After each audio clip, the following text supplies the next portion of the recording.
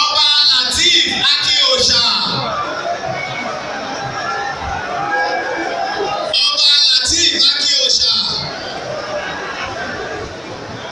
Ẹni ẹ jẹ́ ká kó wájú yìí. Ẹ ṣe kábíyèsí fún orí adé. Ẹ jẹ́ ká dó nígbà tiwa. Ẹ jẹ́ ká ṣínà forí adé. Kábíyèsí o. Kábíyèsí o. Kábíyèsí o. Ẹ kó lọ́nà fọba Ṣéwù. Kábíyèsí o.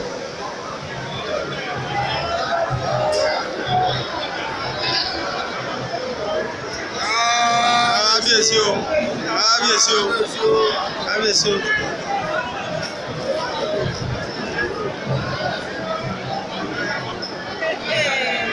Ọba Olúfẹ́mi Olúyọ̀ rẹ̀.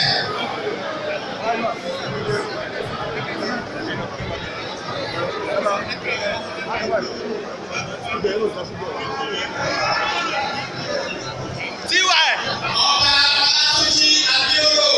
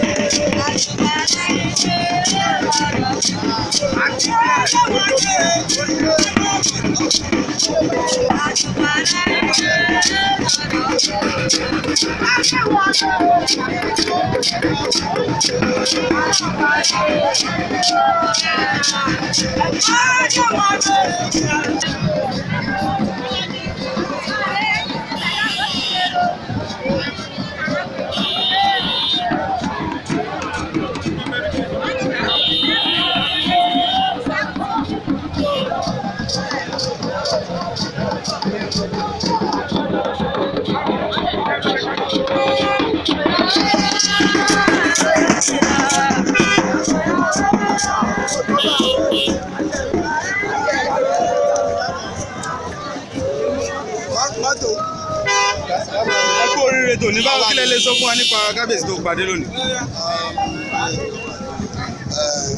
ọba wa jẹ́ ẹnìkan tó jẹ́ èèyàn rere ní ìlú Ohunbe tí adé yẹn sì tọ́ sí.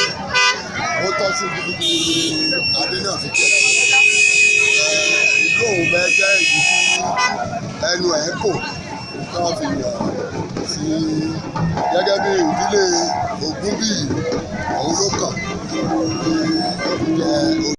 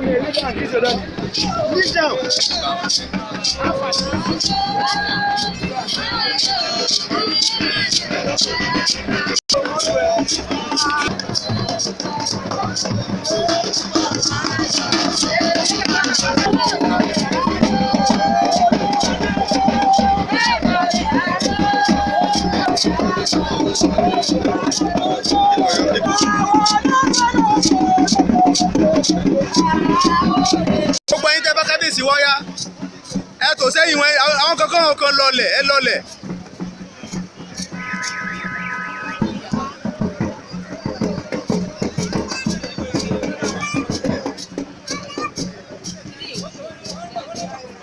Ok àwọn olótùkù ok ó ti dá sà.